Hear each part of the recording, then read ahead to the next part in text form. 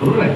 कालचाच कार्यक्रम होता की मी पहिले मी गेलो माझ्यानंतर रवी राहणार तर आमचा ते हे आहे सुनावा आहे किंवा बोलणं नाही आहे आणि तुम्हाला सगळ्यांना सांगून देतो का रविदास माझा दुश्मन नाही आहे. रविदास माझा अत्यंत जवळचा नाही. एक बात है ना हमारे पार्टी का ये यूपी में है ना पण पार्टी तरी चालवावी असं कुठं तर सांगितलं कोणा ते शहराध्यक्षाची जर तिकीट राष्ट्रपती पदावर देशावर दावा करतील लोक ते देशावर पूर्ण त्यांचा जिल्हा त्यांचा म्हणून दावा करतील म्हणून असं होणार आहे काय. ते पण असं आहे आतापर्यंत काय झालं ते मला माहित नाहीये. मी तुम्हाला सांगतो आता असंच होईल.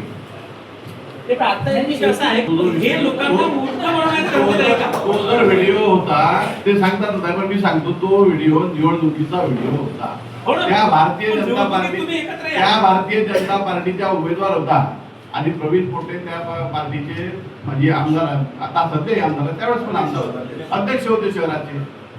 आपल्या उमेदवाराबद्दल बोलणार होता. निवडणुकीच्या वेळेस तुम्ही एकत्र येणार निवडणूक झाली आम्ही लोकांमध्ये महानगरपालिकेची निवडणूक झाली त्यापासून आम्ही सगळं सोडत होता. प्रश्नाला बंद पार्टीचा उमेदवार म्हणून लोकसभेमध्ये नवनीत राणाला आपण तिकीट दिली होती. आपण म्हणजे आमचे वरिष्ठ नेते. ओके.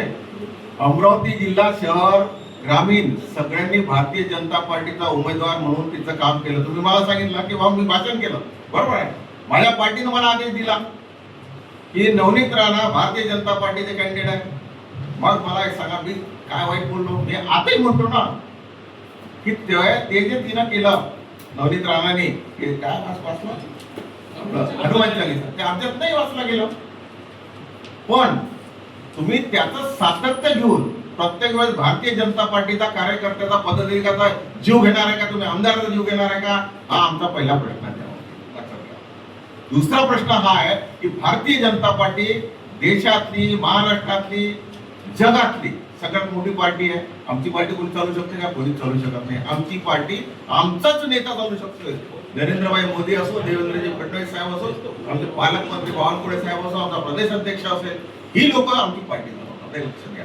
कोणी कुठून यायचं आणि आपल्या टाळूला जीभ लावायची सांगायचं मैंने तेरी तिकीट काढली मैं तेरे को तिकीट देऊंगा मैं इसको तिकीट असं नाही चालत. आमची तिकीट कापायची हिंमत असेल तर आमचे वरचे नेते कापतात. आमचे नेते आम्हाला तिकीट देतात. आम्हाला दुसऱ्या कुठल्याही माणसाची कुबडीची गरज नाही. आम्ही कुबड्या घेऊन या ठिकाणी आलेलो नाही. सक्षम आहोत आम्ही या ठिकाणी. तुम्ही म्हणता का एका ठिकाणी कसे काय आता आले. भारतीय जनता पार्टीचा प्रत्येक कार्यकर्ता पदाधिकारी हा तेव्हाही एकत्र होता आताही सुद्धा एकत्रच आहे. जर तुम्हाला एक सांगतो बाहेरून जर कोणतं संकट होत असेल तर 100% आम्ही एका ठिकाणी करू. आम्ही दुसऱ्या माणसाचं कोणतंही काही ऐकणार नाही. आता काल तुम्ही पाहिलं की आज रविराज देशमुख जो आहे तो आमचा विरोधक आहे काय नाहीये.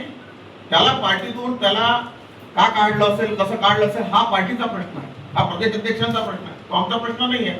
त्यांना डीपीडीसी मध्ये अध्यक्ष म्हणून दिलं. डीपीडीसी मध्ये त्यांनी नाव घेतलं त्याच्यामुळे काढलं असेल. दुसरा प्रश्न तुम्ही हा मांडला की शहराचा काढला परत वापस त्याला हे दिला स्टे दिला.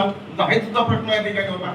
मला एक सांगतो भारतीय जनता पार्टी हा एवढा मोठा पक्ष आहे. हा कोणाला ऐकत नाही. प्रवीण पोटेला ऐकणार नाही किंवा वानखेडे राजेश वानखेडेंना आमदारांना ऐकणार नाही किंवा दादाला ऐकणार नाही किंवा इथे बसलेले आमचे दिनेशजी आहे शिवरायजी आहे तुषारजी आहे किरण भाऊ आहे आमचे जयंता भाऊ आहे मागे बसले आमचे नेते मंडळी आहेत कार्यकर्ते.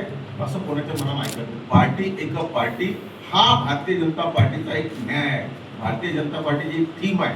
भारतीय जनता पार्टी सुसंस्कृत पार्टी आहे. ही अशी कोणाच्या बोलण्यावर चालत नाही. पण तुम्ही म्हणत सांगतो बा आता तुम्ही म्हटलं की सगळं त्याच्या बोलण्यावर चालते बिलकुल चालत नाही. तुम्हाला एक सांगतो काही ठिकाणी आमचा घटक पक्ष